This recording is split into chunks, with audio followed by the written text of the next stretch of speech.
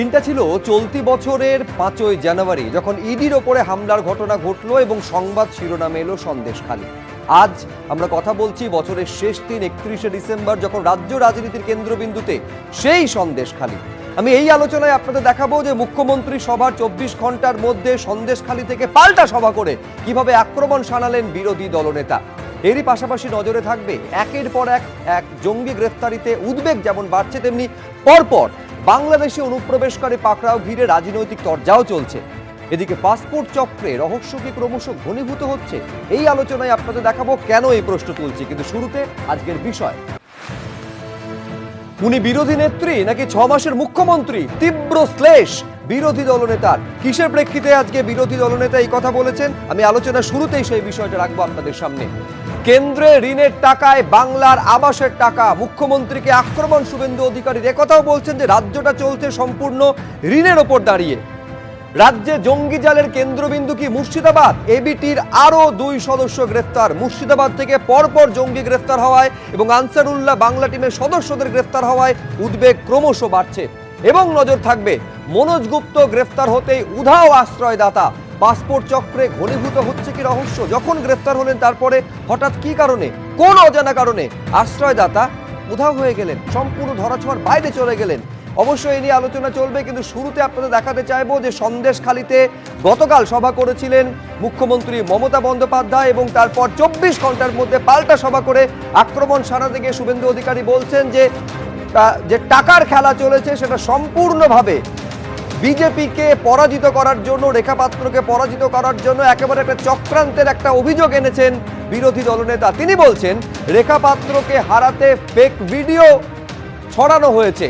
সন্দেশখালীতে গিয়ে বিজেপির চক্রান্তের অভিযোগ তুলেছিলেন মুখ্যমন্ত্রী। সন্দেশখালীর মানুষকে ঠকিয়ে স্টিং অপারেশন হয়েছে বলে পাল্টা অভিযোগ আজকে তুলেছেন শুভেন্দু অধিকারী।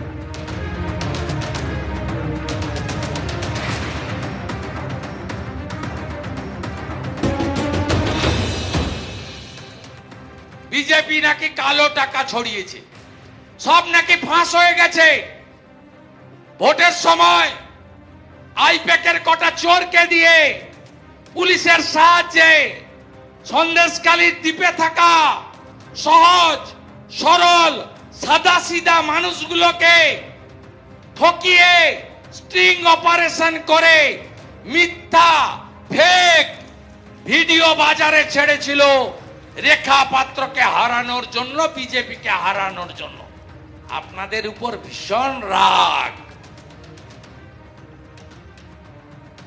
সন্দেশখালীতে সন্দেশ হাব হবে এ জানে মুখ্যমন্ত্রী। তাহলে জেলিয়াখালীতে কি হবে? জেলে হাব। ওপারে গোসাবা, তাহলে ও গোসাপের হাব হবে। একেবারে যখন কটাক্ষ করছেন আজকে বিরোধী দলনেতা শুভেন্দু অধিকারী, এই কথা বলছেন যে সবটা ছিল কার্যত একটা চক্রান্ত বিজেপিকে হারানোর জন্য, রেখা পাত্রকে পরাজিত করার জন্য, এবং এই ভিডিও ফেক ভিডিও সবটা স্টিং অপারেশন করে করা হয়েছে। কিসের প্রেক্ষিতে শুভেন্দু অধিকারী আজকে এই কথা বললেন, গতকাল কি বলেছিলেন মুখ্যমন্ত্রী দেখুন। মিশে থাকবেন, কোন দুষ্টু লোকের খপ্পরে পড়বেন না। আর মনে রাখবেন, কোনো মেয়েরা কেউ ডাকলো আর চলে গেল সেটাও যাবেন না। আপনাদের অধিকার, আপনাদের নিজস্ব অধিকার। সরকারি যখন প্রজেক্টের পরিকল্পনার জন্য চেষ্টা করবেন, সরকার দুয়ারে সরকার করবে, আপনার দরজায় আসবে, আপনি তাকে বলবেন, সে আপনার কাজটা দেখবে।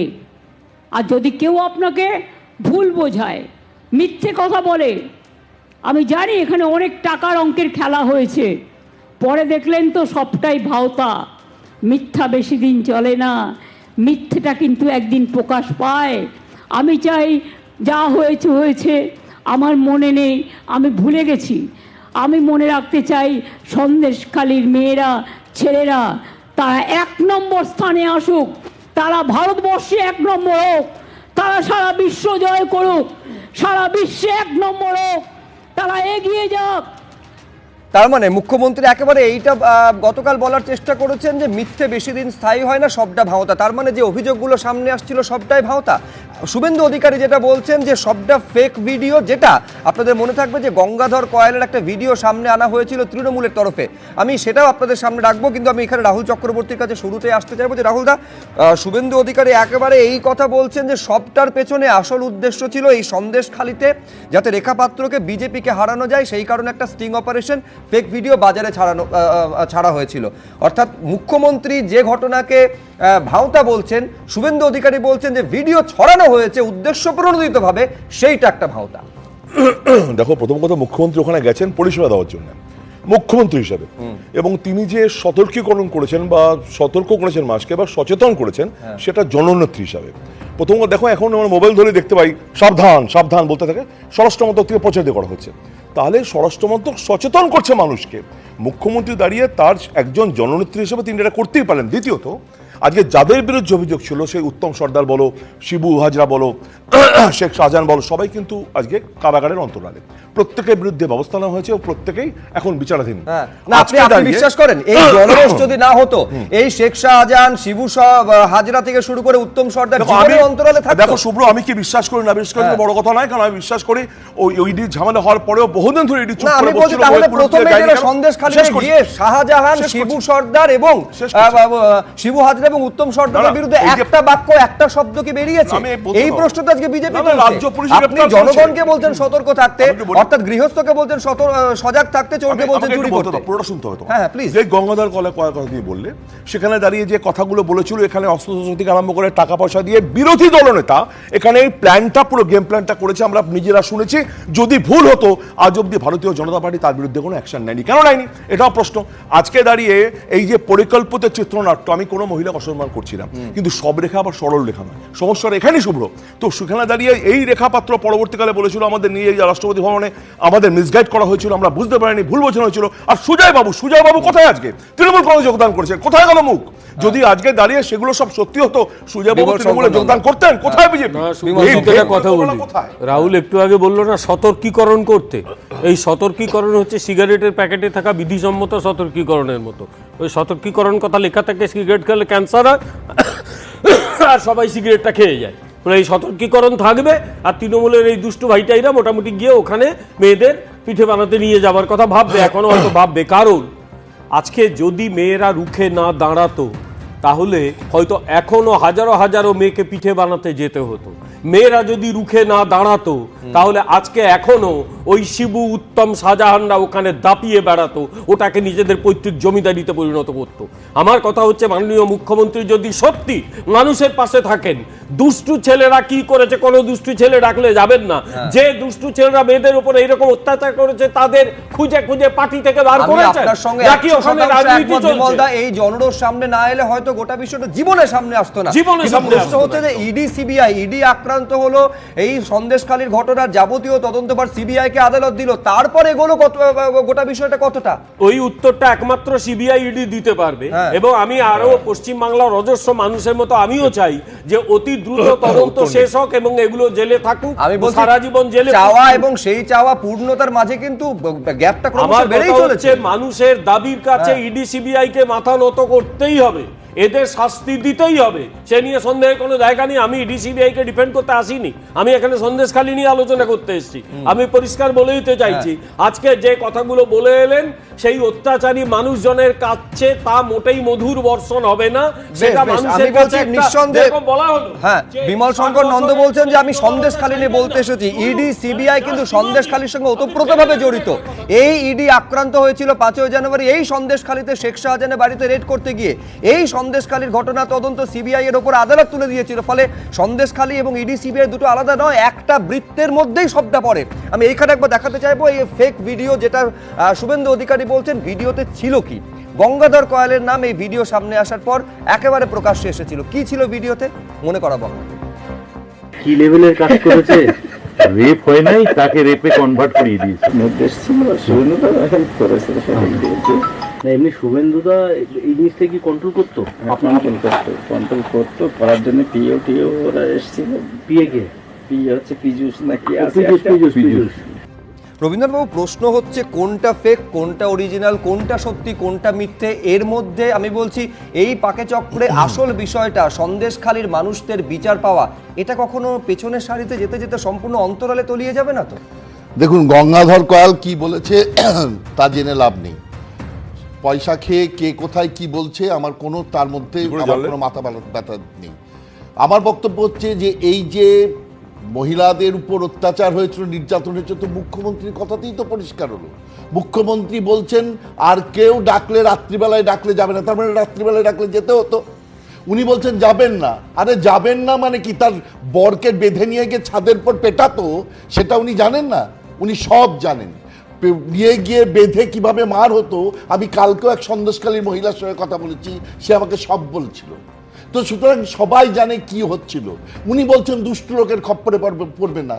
আরে দুষ্টু লোকগুলো তো তারই দলের, তিনি তো আগে দলকে নিয়ন্ত্রণ করবেন। দলকে যদি নিয়ন্ত্রণ করতে না পারে, তাহলে শেখ শাহজাহানের লোক যদি তার দলের সম্পদ হয়ে থাকে, তাহলে সেই সম্পদের হাত থেকে এই মহিলারা রক্ষা পাবেন কি করে? আর তারপরে বলি, সরকার যে এই কথাগুলো উনি বলছেন, সেই মহিলা আমাকে বললেন এই যে এত কথা মুখ্যমন্ত্রী বলে এলেন, দেখুন আমাদের একটা জমিও কি ফেরত পেয়েছি এখন পর্যন্ত? অত মানে তারা জমির ডকুমেন্ট নিয়ে গেল ল্যান্ড রেভিনিউ ডিপার্টমেন্ট, একটা আধা ইঞ্চি জমিও ফেরত পায়নি এখনো কেউ। কত দিন কেটে গেছে, জীবনে কি ফেরত পাবে তারা? এই মুখ্যমন্ত্রী সেই প্রতিশ্রুতিটা দিন যে এই জমিগুলো যারা কেড়ে, যেগুলো 20 বিঘে 30 বিঘে এক একজন লোকের কাছ থেকে কেড়ে নেওয়া হয়েছিল, সেই জমিগুলো কবে ফেরত দেওয়া হবে? উনি আপনি জমি ফেরতের কথা বলছেন, এবার যে জমি ফেরত দেওয়া হয়েছে আমরা গতকালও দেখিয়েছি সেই জমিতে, আচ্ছা দর্শকদের স্মরণে থাকবে এই অভিযোগ সামনে এসেছিল যে জমিতে একেবারে নোনা জল ঢুকিয়ে ভেরি তৈরি করা হতো, সেই জমি কিন্তু আর চাষযোগ্য নয়। ঠিক যেমন ভাবে সিঙ্গুরে কৃষি জমিকে একেবারে শিল্প করার জন্য কার্য প্রস্তুত করে ফেলা হয়েছিল, সেই জমি ফেরত পাওয়ার পরেও সেই জমিতে চাষ করা যাচ্ছে না, না শিল্প না কৃষি সেখানে হয়েছে। আমি শতরূপ ঘোষের কাছে যাবো, ওই দুষ্টু লোকের কথা বারে বারে উঠে আসছিল। এই দুষ্টু লোকের থেকে সাধারণ মানুষকে সাবধান থাকার কথা মুখ্যমন্ত্রী বলছেন, অথচ দুষ্টু লোকদের বিরুদ্ধে কি কোনো বার্তা দিলেন? কি বলেছেন শতরূপ ঘোষের কাছে যাওয়ার আগে দুষ্টু লোক নিয়ে মুখ্যমন্ত্রী মমতা বন্দ্যোপাধ্যায়? দেখুন। সবাই ভালো থাকবেন আর মিলেমিশে থাকবেন, কোনো দুষ্টু লোকের খপ্পরে পড়বেন না। আর মনে রাখবেন, কোনো মেয়েরা কেউ ডাকলো আর চলে গেল সেটাও যাবেন না। আপনাদের অধিকার, আপনাদের নিজস্ব অধিকার। শতরূপ ঘোষ, মুখ্যমন্ত্রী যে কথাটা বলছেন এটাকে একদম পাতি ভাষায় ভিকটিম ব্লেমিং বলে। যে ভিকটিম তাকে উনি ব্লেম করছেন। জেনে রাখুন মুখ্যমন্ত্রী, একজন মহিলাও সন্দেশখালীর কেউ ডেকেছে বলে শক করে যায়নি, তারা ধর্ষিতা হয়েছে। ধর্ষিতা মানে বোঝেন? ধর্ষিতা হয়েছে, তারা বাধ্য হয়েছে যেতে। তাদেরকে ব্ল্যাকমেল করে তাদের স্বামী, তাদের সন্তানের লাশ দেখানোর ভয় দেখিয়ে তাদেরকে দিনের পর দিন ধর্ষণ করা হয়েছে, বাধ্য করা হয়েছে যেতে। কেউ শক করে যায়নি যে আপনি বড় দিদির মতো করে পরামর্শ দিচ্ছেন যে এই শোনো ওরা ডাকবে তোমরা কিন্তু যেও না। দ্বিতীয় কথা, আপনি তো ভুলে যাবেনই কোন অপরাধী নিজের অপরাধ মনে রাখতে চায়, কিন্তু আমরা ভুলিনি শেখ শাহজাহানকে নিয়ে অত ঘটনা ঘটার পরেও আপনি বিধানসভায় দাঁড়িয়ে বলেছিলেন শাহজাহান ভালো ছেলে, অশান্তি তৈরি করার জন্য নাকি তাকে গ্রেফতার করতে যাওয়া হয়েছে। আপনি মুখ্যমন্ত্রী রাজ্যের বিধানসভাকে কলুষিত করেছেন। একটু স্মরণ করিয়ে দিই, বিধানসভায় দাঁড়িয়ে মুখ্যমন্ত্রী বলেছিলেন যে শেখ শাহজাহানকে টার্গেট করা হয়েছে। আপনি বিধানসভাকে কলুষিত করেছেন, আপনি বাংলাকে কলুষিত করেছেন, শেখ শাহজাহানের মতো একটা মাতৃগর্ভের লজ্জাকে আপনি ডিফেন্ড করেছেন বিধানসভায় দাঁড়িয়ে। আর তারপরে আমি একটা কথা বলি, শুনুন, এই গঙ্গাধর কয়ালের যে ভিডিও নিয়ে শুভেন্দু অধিকারী বলছেন ফেক ভিডিও, গঙ্গাধর কয়াল নিজে একবারও বলেছেন তার ভিডিওটা ফেক। শুভেন্দু অধিকারীর পয়সা খাওয়ার ভিডিও নারদার, শুভেন্দু অধিকারী নিজে আজ অব্দি বলেছে ভিডিওটা ফেক। আর এরা দাঁড়িয়ে এখন বলছে ফেক ভিডিও, তো ভিডিওর বিরুদ্ধে মামলা করলো না কেন? ওদের হাতে এতগুলো এজেন্সি রয়েছে, পরীক্ষা করালো না কেন? ঘটনাটা হচ্ছে ওই ভিডিও ফেক নয়, নিরাপদ সর্দাররা বিক্রি হয়নি, কিন্তু বিজেপির নেতা গঙ্গাধর কয়ালরা শুটিং করেছে তৃণমূলের।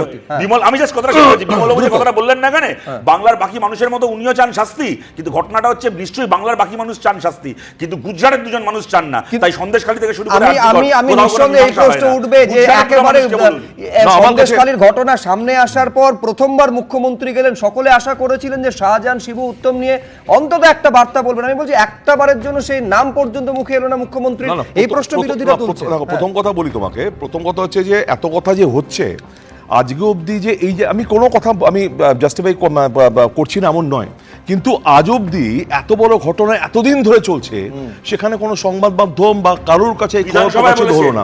বিধানসভায় বলেছেন নিরাপদ সরকার, তারপরে দাঁড়িয়ে উনি একাধিকবার বিধানসভায় নিরাপদ সরকার বলেছেন। মাঝখানে বলিনি, কি বলছেন? আমি মাঝখানে বলিনি, তুই তোমার সময় বলো না, অসুবিধা কি আছে? না, আমি বলছি সংবাদ মাধ্যমের কাছে এলো না সেটা প্রশ্ন না, আমি বলছি একেবারে গতকাল মুখ্যমন্ত্রী, আমি কোট আন কোট যাচ্ছি, গতকাল মুখ্যমন্ত্রী বলছেন, হ্যাঁ আপনার কাছে, সন্দেশখালীতে একটা ঘটনা ঘটলে 1 সেকেন্ডে কানে আসবে। আমি বলছি এত বছর ধরে, মাসের পর মাস, বছরের পর বছর ধরে এই ঘটনাগুলো ঘটছে, কোনো কথা কানে যায় নাকি? শিবু এবং শাহজাহানদের হাতে গোটা সন্দেশখালী ছেড়ে দিয়ে কার্যত নিশ্চিন্ত। তাহলে আমারও প্রশ্ন তাই, কেন কানে এলো না? প্রথম কথা। আর দ্বিতীয় কথা, যে বিমল দা এত কথা বললেন নারী অত্যাচার বা নারী নির্যাতন নিয়ে দাঁড়িয়ে শতরূপরা বড় বড় কথা বলছে। আজকে দাঁড়িয়ে বানতলা ভুলে গেছে শতরূপরা, যে ভুলে গিয়ে সমস্ত ভুলে গেছে। আজকে দাঁড়িয়ে নারী নির্যাতন কাকে বলে সিপিএম কে শেখাতে হবে। বানতলা দিয়ে আপনি সন্দেশখালীকে জাস্টিফাই করার চেষ্টা করছেন। কান্না কুমিরের কান্না কাছে।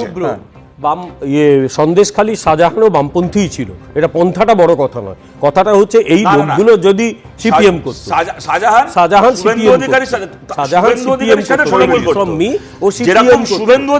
সিপিএম করত, ওকে নিরাপদ সর্দার তৈরি করে শাহজাহানও সিপিএম করত। এখন অন্যায় করলে তো অস্বীকার করলে লাভ নেই, এগুলো মিথ্যা কথা বলা, এগুলো মিথ্যা কথা বলা। প্রশ্ন হচ্ছে কে কোন দলে ছিল, অতীত কি ছিল, বর্তমান রাজনৈতিক পরিচয় কি, তার মধ্যে আমার বেসিক জায়গাটা একটা, সেটা হচ্ছে সন্দেশখালীর সাধারণ মানুষের যারা দিনের পর দিন, মাসের পর মাস, বছরের পর বছর নির্যাতিত হয়েছেন, শোষিত এবং বঞ্চিত হয়েছেন, তারা বিচারটা পাবেন তো।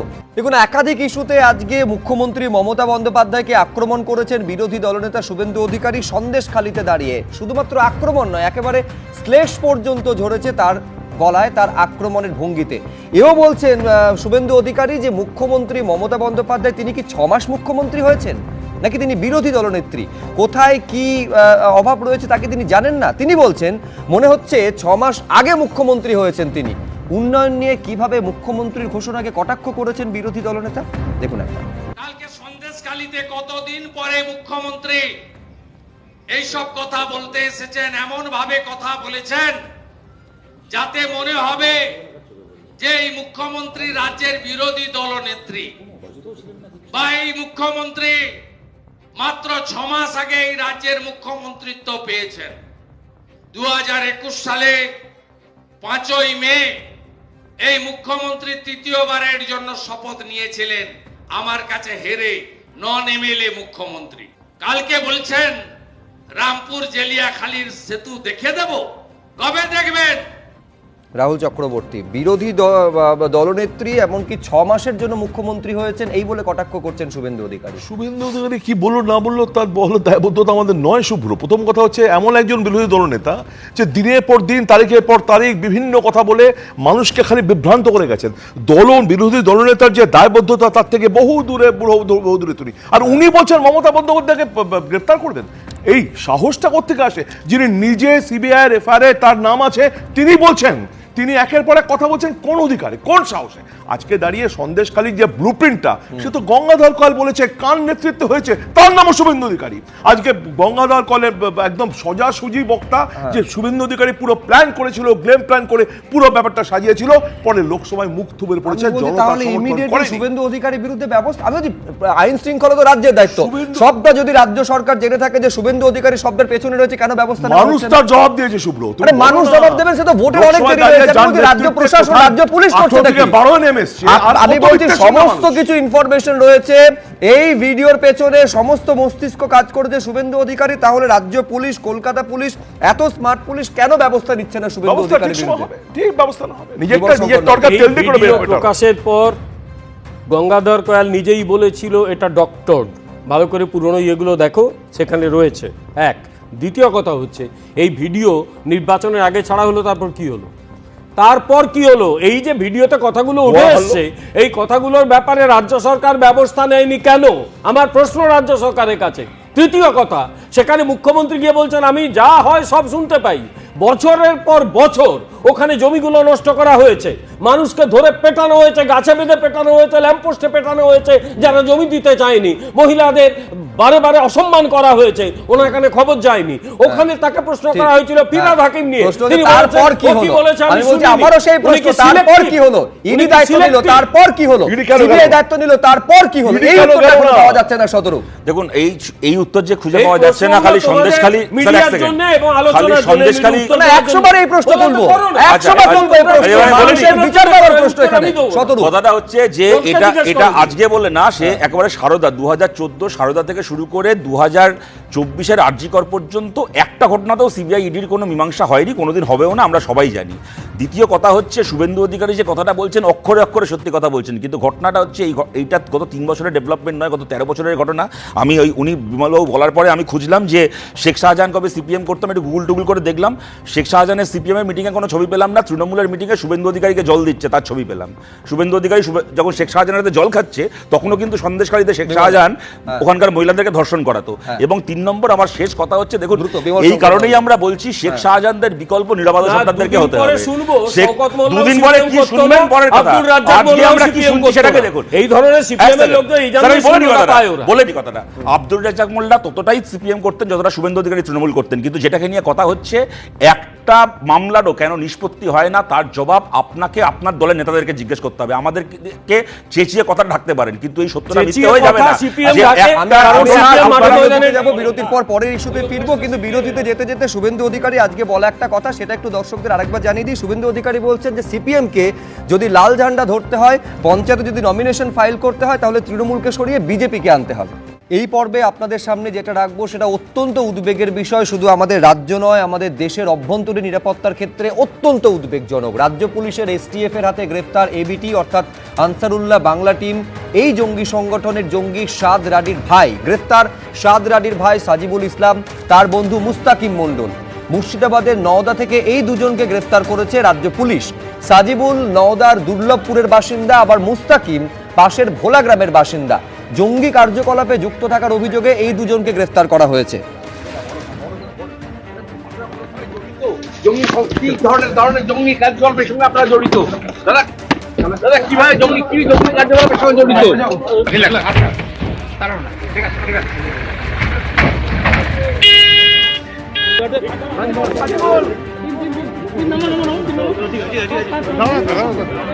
এখন এই এবিটি জঙ্গি সাদ রাডির ভাই এবং তার বন্ধুকে গ্রেফতার করলো কিভাবে রাজ্য পুলিশের এসটিএফ? পুলিশ সূত্রে যে খবর পাওয়া যাচ্ছে যে কেরল থেকে সাদ রাডির গ্রেফতারির পরই মুর্শিদাবাদে তার আত্মীয় এবং পরিচিতদের গতিবিধির উপর নজর রাখতে শুরু করে পুলিশ। রবিবার সাদ রাডির ভাই সাজিবুল এবং তার বন্ধু এবং সাদ রাডির পরিচিত মুস্তাকিমকে আটক করার সময় এই দুজনের মোবাইল ফোন বাজেয়াপ্ত করা হয়, আর ওই ফোন থেকে তথ্য মেলে যা ধরিয়ে দেয় সূত্র।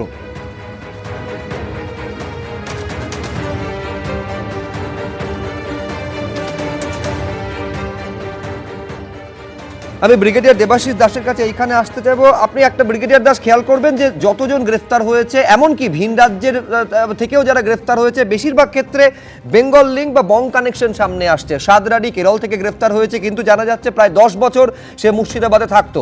আচ্ছা, এই আচ্ছা, তার আগে মিনারুল এবং আব্বাসকে গ্রেফতার করা হয়েছে মুর্শিদাবাদ থেকে। সাদ রাডির ভাই এবং তার পরিচিত মুস্তাকিম এবং আরেকজন, তাদেরও মুর্শিদাবাদ থেকে গ্রেফতার করা হয়েছে। কোথাও কি এইটা মনে হচ্ছে ব্রিগেডিয়ার দাস যে মুর্শিদাবাদকে বেস করে রাজ্যের বিভিন্ন জায়গায় এই জঙ্গি কার্যকলাপ ছড়িয়ে দেওয়ার পরিকল্পনা ছিল এবিটির? হ্যাঁ, এই যে আমাদের মুর্শিদাবাদ জেলা আপনি যদি ম্যাপে দেখেন একদম বাংলাদেশের সাথে সংলগ্ন, এবং মুর্শিদাবাদ, মালদা, নদিয়া জেলা, এবং মুর্শিদাবাদের আর আমাদের মধ্যে যাতায়াত অনেক বেশি। তার কারণ হচ্ছে যে দুই পারেই আমাদের সেম ভাষা, যেমন আসাম আর মেঘালয়ের ভাষাটা আলাদা, বাংলা ভাষাটা যেহেতু দুই দিকে, এবং মুর্শিদাবাদ জেলায় কোথাও একটা মৌলবাদী কানেকশন পাওয়া যাচ্ছে। বাংলাদেশ তো এখন পুরোপুরি মৌলবাদীদের হাতে চলে গেছে, তারা যা ইচ্ছে তাই করছে বাংলাদেশে, এবং যেমন ভাবে ইচ্ছে সরকারটাকে চালাচ্ছে, এবং পাকিস্তানের একটা এজেন্ডা ফলো করছে বাংলাদেশ, যেখানে সম্পূর্ণরূপে যেটা ছায়াযুদ্ধ চলতো কাশ্মীরে, সেটাকে আস্তে আস্তে সেই টেমপ্লেটটাকে বাংলাদেশের মধ্যে বসিয়ে দিচ্ছে পাকিস্তানের আইএসআই, এবং সেখানে মুর্শিদাবাদটাকে তারা অনেকদিন আগের থেকেই টার্গেট করছে। আগেও আমরা খবর পেয়েছিলাম মালদা এবং মুর্শিদাবাদ এখান থেকে মানুষজন এসে তাদেরকে মগজ ধুলাই করে আবার ফেরত চলে গেছে। এবং এবিটির কার্যকলাপ এখন পুরো জামাতের সাথে পায়ে পা মিলিয়ে চলছে। তারা গভর্নমেন্ট স্যাংশন পেয়ে গেছে এবং স্লিপার সেলগুলো অ্যাক্টিভেট হচ্ছে এবং পুলিশের ধরপাকড়ও বেড়ে গেছে। এটা একটা ইতিবাচক দিক। এবং এই পশ্চিমবঙ্গে মনে হচ্ছে এরা অতি সুলভেই যে ডকুমেন্টগুলো বানাতে পারতো, তার ফলে এখানে একটা হাতছানি ছিল এবং ভিড়ের মধ্যে মিশে যাওয়ারও একটা সুযোগ ছিল, কারণ প্রচুর মানুষ এখানে থাকে, পপুলেশন ডেনসিটি খুব হাই এবং সেখানে ইন্ডিভিজুয়াল নজর রাখা কোটি কোটি মানুষের পক্ষে পুলিশের পক্ষেও খুব চাপ হয়ে যায়।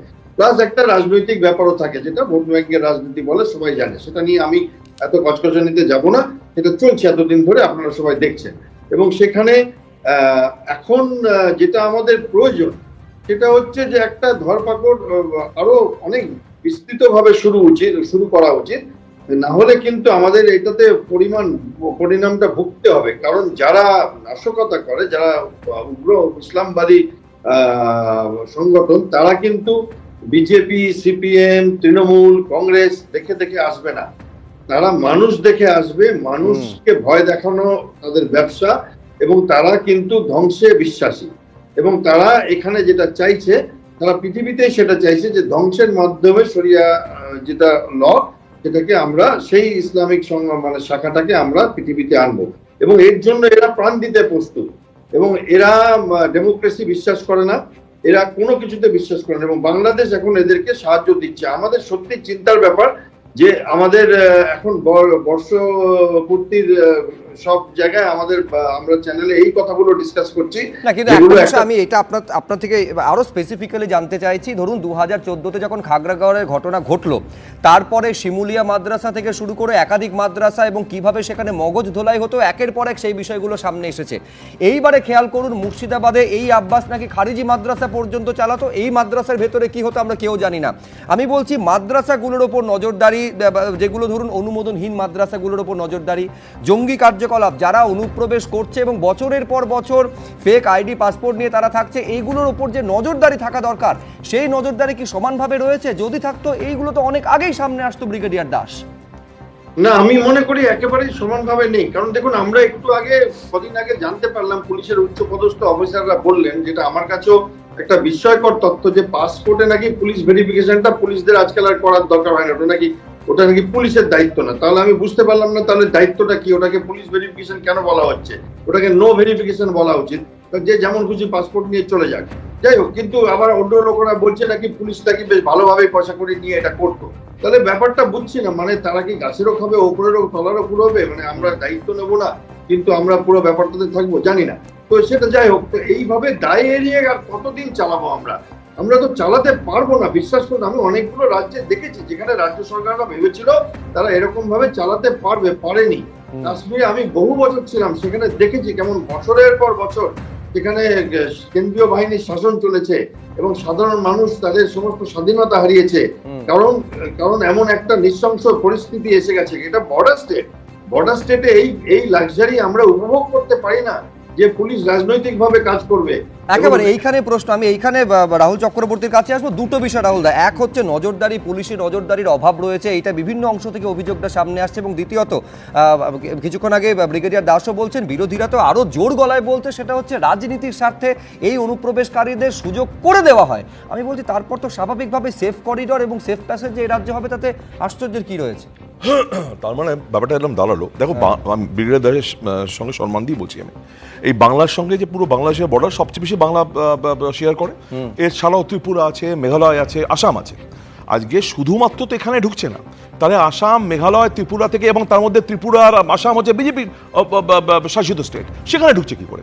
আর দ্বিতীয়ত, এই যে জমি দেওয়া হয়নি বলে এত চিৎকার হচ্ছে, ওখানে তো সব সুরক্ষিত, সেখান থেকে ঢুকছে কি করে? আজকে আসামও ধরা পড়ছে, আজকে ত্রিপুরাও ধরা পড়ছে। দ্বিতীয় কথা, তাহলে রাজ্য পুলিশ কি লাঠি সোটা নিয়ে দাঁড়িয়ে বর্ডার পাহারা দেবে? আর অনুপ্রবেশকারী যারা ঢুকবে সেটা বিএসএফ তাকিয়ে দেখবে? এটা সেন্ট্রালের তাহলে পলিসি হয়ে গেছে। আজকে তার মানে বিএসএফ এর ব্যাপারে কেন্দ্রীয় সরকারের কোনো দায়িত্ব নেই, সমস্ত রাজ্য পুলিশ করবে, ওখান দিয়ে টপকে ঢুকিয়ে দেবে, আর রাজ্য পুলিশ খুঁজে খুঁজে বার করবে কে জঙ্গি এখানে ঢুকেছে। তাও তো রাজ্য পুলিশ করছে, এসটিএফ করছে, বারবার ধরছে। সমস্যাটা কি? বিএসএফ কি সেটা হচ্ছে যখন দেশের সামনে বিপদ তখন এই রাজনৈতিক কচকচি ভালো লাগে না, কিন্তু বলতেই হয় কথাগুলো। কোনো রাজ্য সরকার যদি ল্যাকাডাইজিক্যাল অ্যাটিটিউড দেখায়, সেটা যদি না বলি সেটাও সমান অপরাধ হবে।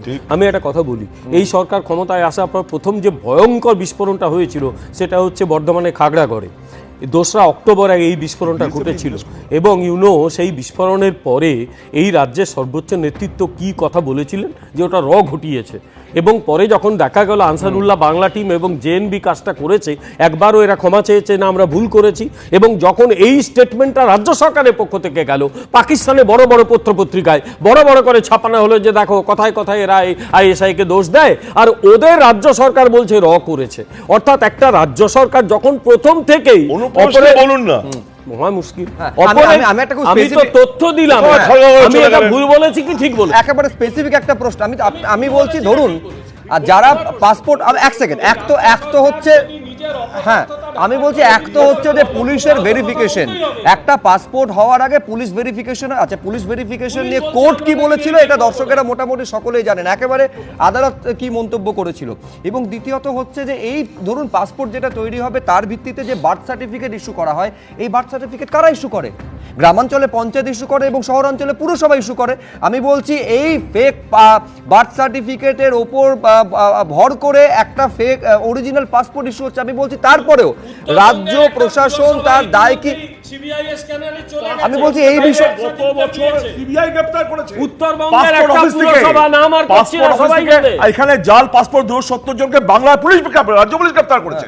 তো বিএসএফ কি করছে? আরে এখানে পুরসভা বিচিত্র লাগছে, এদিক থেকে প্রশ্ন উঠছে বিএসএফ কি করছে, ওদিক থেকে প্রশ্ন আসছে একেবারে রাজ্য পুলিশ কি করছে। আমি বলছি রাজ্যবাসী যারা আমার আপনার মতন সাধারণ মানুষ, তাদের নিরাপত্তার কথা কি এই রাজনীতির চাপানুতরের মাঝে সব থেকে আমি বলছি তৃতীয় শ্রেণীর বিষয় হয়ে দাঁড়িয়ে থাকবে নাকি? সব থেকে উদ্বেগের জায়গা তো এটাই।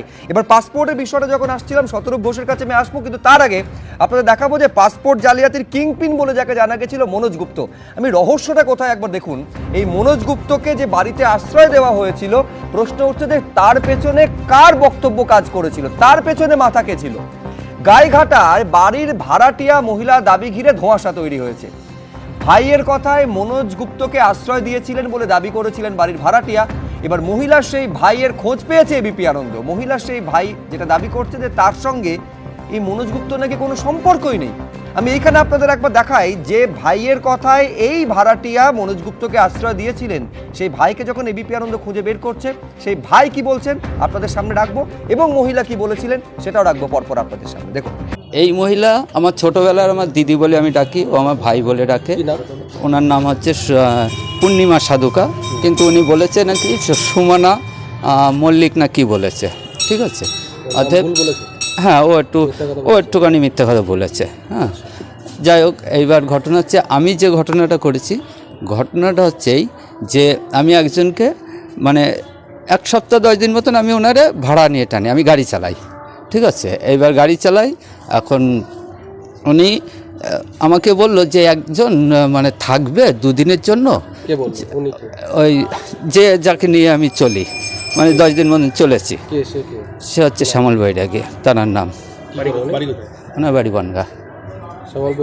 হ্যাঁ, শ্যামল বৈরাগী। মনোজের সঙ্গে কোথা থেকে যোগাযোগ আপনার? আমার কোনো যোগাযোগ না, শ্যামল বৈরাগীর সাথে। হ্যাঁ, উনি ওনারে আমি 1 সপ্তাহ 10 দিন মতন ওনার আমি গাড়ি ভাড়া কেটেছি। এই মনোজ গুপ্তাকে আপনি চেনেন না? না না না, শ্যামল বৈরাগী উনি চেনে, ওনার কাছে ছিল, উনি নিয়ে এসে আমার গাড়িতে নিয়ে ওই বাড়িতে করেছে। আমি শুধু একটাই করেছি যে উনি আমাকে বলেছে যে হচ্ছে একটু থাকবে এক জায়গায় একজন, এবার কি থাকবে সেটা আমি অত জানি না, আমি ওনাকে করেছি। যখন মনোজ গুপ্তার সঙ্গে আপনার কতদিনের পরিচয়? আমার সঙ্গে 1 দিনেরও পরিচয় না।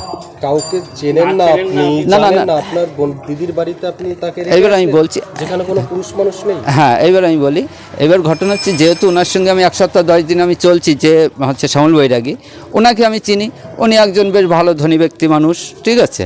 সেই সুবাদে এবার যখন হচ্ছে সেই মনোজ গুপ্তাকে নিয়ে আসে, ঠিক আছে, আমি ওর সম্বন্ধে কিছু জানি না, ওনার ফ্যামিলি সহ এসে রেখে গেছে। মনোজ গুপ্তাকে আপনি চিনেন? না স্যার, আমি চিনি না। আপনি চিনেন? না স্যার, আমি চিনি না। কালকে কি করতে এসেছেন? কালকে মনোজ গুপ্তা এখান থেকে গ্রেফতার হয়েছে, আপনার সঙ্গে জানাশোনা ছিল?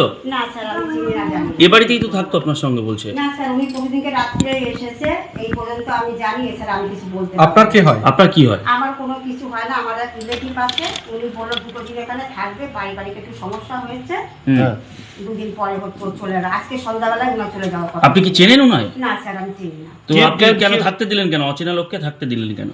এবার দেখুন, আমার যে বলেছে সে আমার ভাই হয়, ও বলে না আমারই রিলেটিভ, তোর কোনো সমস্যা হবে না, 2 দিনের জন্য তুই ওকে থাকতে দিবি। মনোযোগ তো কবে এসেছিল? প্রতিদিন রাত্রে এসেছিল। কালকে রাতে কখন নিয়ে গেছে পুলিশ এখান থেকে? কালকে রাত্রে নিয়ে গেছে, তখন 12টা বাজে। ওর গার্লফ্রেন্ডের খোঁজ করলো, বলে তোর গার্লফ্রেন্ড কোথায় বল, আর তুই আমাদের সাথে চল। খেয়াল করুন, এই মনোজ গুপ্ত 4 মাস আগে চাকরি চুরিতে ধরা পড়েছিল এবং তারপর সে জামিন পেয়ে যাবে। বলতে 17 মূল প্রশ্ন এইখানেই যে পুলিশের নজরদারি, তারপর কোনো নজরদারি তার উপরে ছিল না বলে দিনের পর দিন এই ফেক পাসপোর্ট তৈরির কার্যত কিংপিনের ভূমিকা সে পালন করে গিয়েছে। একদম, এটা আমি আগের দিনও এখানে বললাম যে পুলিশের 3জন আইপিএস মিথ্যে কথা বলছিল প্রেস কনফারেন্স করে। প্রশ্নটা তো খালি একজন ব্যক্তির একটা জাল পাসপোর্ট তৈরি হয়ে যাওয়া নিয়ে নয়, একটা ফেক পাসপোর্টের র্যাকেট চলছিল। যদি ফেক পাসপোর্ট হোক, নারী পাচার হোক, শিশু পাচার হোক, ড্রাগসের র্যাকেট চলে কোথাও, সেইটাকে ইন্টারসেপ্ট করার দায়িত্ব পুলিশের হবে না? ওরা প্রেস কনফারেন্স করে বলছে আমাদের কিছু করার নেই। আমি দুটো কথা এখানে বলছি শুভ্র।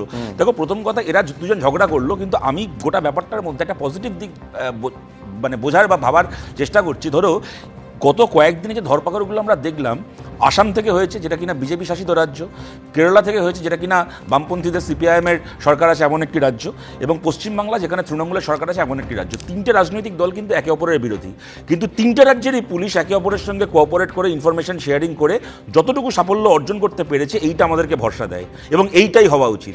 রাজনৈতিক দল বা সরকারের মধ্যে যাই দ্বন্দ্ব থাক না কেন, এই সমস্ত প্রশ্নে সমস্ত এজেন্সির, রাজ্যের হোক কি কেন্দ্রের হোক, তারা একসঙ্গে হাতে হাত রেখে কাজ করবে, তবেই আমরা বাঁচবো, নাহলে বাঁচবো না।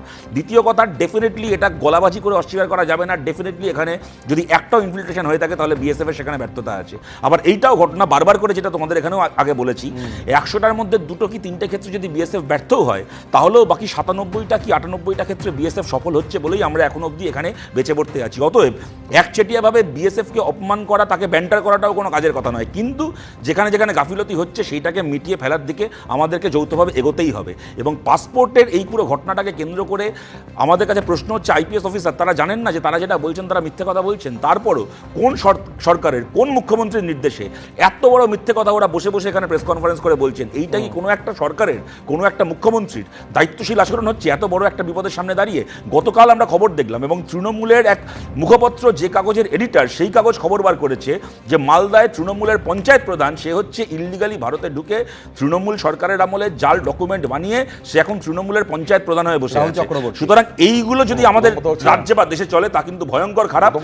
রাজনৈতিক স্বার্থে এগুলোকে প্রশ্রয় দেওয়া যাবে না। হতেই পারে, আমি জানি না কি হয়েছে, নিশ্চয়ই দল দেখবে সেটা কেন হয়েছে, কিভাবে দল যা দেখার দেখে নিয়েছে। মুশকিল তো দলের দেখার নয়, এটা হচ্ছে রাজ্য প্রশাসনের, রাজ্য সরকারের দেখার। তুমি বারবার রাজ্য পুলিশের কথা বলে যাচ্ছ, পাসপোর্ট একটা শুধুমাত্র পুলিশ ভেরিফিকেশন করলেই হয় না। না, আমি বলছি ওইখানে সবটা আটকে যাবে। যদি ডকুমেন্ট ফেক হয়, ওখানেই সবটা আটকে যাওয়ার কথা। আমি একটা ছোট্ট বিরতি যেতে যাবো, বিরতির পর রবীন্দ্রনাথ ভট্টাচার্যের কাছে আসবো, দর্শকদের স্মরণ করিয়ে দেব মমতা বন্দ্যোপাধ্যায় তখন লোকসভার সদস্য ছিলেন, সাংসদ ছিলেন। এই বাংলাদেশে অনুপ্রবেশ নিয়ে তাকে বলতে দেওয়া হয়নি বলে সেদিন শুধুমাত্র এতটাই ক্ষুব্ধ ছিলেন মমতা বন্দ্যোপাধ্যায়, কার্যত সংসদে তিনি কাঁদতে শুরু করেছিলেন, কাগজ ছুঁড়েছিলেন সেদিন। সেই মমতা বন্দ্যোপাধ্যায় আজকে মুখ্যমন্ত্রী, বিরোধীরা আজকে মমতা বন্দ্যোপাধ্যায়ের বিরুদ্ধে অনুপ্রবেশে মদত দেওয়ার অভিযোগ কেন তুলবে? আজকে আমরা কথা বলছি 31 তারিখ, 26 তারিখ আলিপুর আদালতের বিচারক। এই যে পাসপোর্টে পুলিশের ভূমিকা নিয়ে বারে বারে প্রশ্ন উঠছে না, সেদিন পুলিশের ভূমিকা নিয়ে তীব্র ক্ষোভ প্রকাশ করেছিলেন বিচারক, এবং তিনি বলেছিলেন যে আমায় গল্প শোনাবেন না। তিনি বলছেন যে আমার মনে হচ্ছে কারা ভেরিফিকেশন করলো সেই নিয়ে এক ফোঁটাও তদন্ত এগোয়নি। ভেরিফিকেশন কি পিয়নরা করেছিল? যদি না হয়ে থাকে তাহলে যারা ভেরিফাই করেছিল তাদের বিরুদ্ধে কি ব্যবস্থা নিয়েছেন? এই প্রশ্ন ক্ষুব্ধ কোর্ট সেদিন তুলেছিল। রবীন্দ্রনাথ বাবুর কাছে আমার মূল প্রশ্ন এটাই যে এখনো পর্যন্ত যারা গ্রেফতার হয়েছে, আমি বলছি কার্যত তারা তো চুনোপুটি, মাথা অবধি তদন্ত এবং তদন্তকারীদের হাত পৌঁছবে তো? দেখুন, তৃণমূল মানেই যে তারা এর সঙ্গে যুক্ত, এটা এরকমভাবে ধরা উচিত নয়। কিন্তু তৃণমূলের একটা সেকশন, তারা যেহেতু তাদের পেছনে রাজনৈতিক প্রশাসনের সমর্থন আছে, মদত আছে, তারা যে এই গোটা সিন্ডিকেটটা চালিয়ে যাচ্ছে জাল পাসপোর্টের, এবং তার সঙ্গে পুলিশকেও তারা যুক্ত করেছে, এটা নিয়ে কোনো সন্দেহ থাকতে পারে না। পুলিশ আমাদের বাড়িতে, মানে আমার পাসপোর্ট করবার সময় পুলিশ আমার বাড়িতে এসে ডিটেলসের চাইছে, তথ্য চাইছে, আমার সমস্ত কিছু জানতে চাইছে। আমার মার্কশিট দেখতে চাইছে, আর এরা একটার পর একটা বেরিয়ে চলে আসবে, স্বাভাবিক ছবি এটা হওয়া কোনো উচিত। হতে পারে। বিজেপি এটা- অথচ ব্যাপারটা হচ্ছে এইখানেই যে এরা এই ঘটনাটা ঘটানোর পেছনে মূল কারণ এদেরকে অনুপ্রবেশকারীরা তৃণমূলের কাছে এখন একটা ভোটার ছাড়া আর কিছু নয়। এই যে ভাবনা চিন্তা, এটা কিন্তু মারাত্মক ভাবনা চিন্তা। এই ভাবনা চিন্তা থেকে যতক্ষণ মুক্তি না পাওয়া যাবে ততক্ষণ মানে নাহলে নর্থ বেঙ্গলের নেত্রী কখনো বলেন ওই জাহিদদা আছে, আপনারা যারা বাংলাদেশ থেকে এসেছেন জাহিদদার কাছ থেকে নর্থ বারাসাতে জাহিদদার কাছে চলে যাবেন, তিনি আপনাদের ভোটার কার্ড করে দেবেন। এটা কি ধরনের কথাবার্তা? তৃণমূল তো দেশদ্রোহী নয়, তাহলে তৃণমূল এই ধরনের কাজে কার্যকলাপে যারা যুক্ত তাদের ইমিডিয়েটলি বাদ দেবে না কেন? তৃণমূল কোনোভাবেই, তৃণমূল একটা জাতীয়তাবাদী দল, তৃণমূল কোনোভাবেই দেশদ্রোহী নয়। অথচ তৃণমূলের একটা সেকশন তারা পয়সার লোভে এই নানাভাবে এই সিন্ডিকেটের সঙ্গে যুক্ত হচ্ছে, যারা দেখুন, মূল প্রশ্ন হচ্ছে রাজনৈতিক চাপানুতরের বাইরে গিয়ে এই যে কার্যত চক্র চলছে, চক্রের গভীর অবধি পৌঁছানোর জন্য কতটা দ্রুত এবং কতটা তৎপরতার সঙ্গে পুলিশ পদক্ষেপ গ্রহণ করে, অবশ্যই সেদিকে আমাদের নজর থাকবে। আপাতত আলোচনা এই পর্যন্ত। সব খবরের জন্য আপনাদের চোখ থাকুক এবিপি।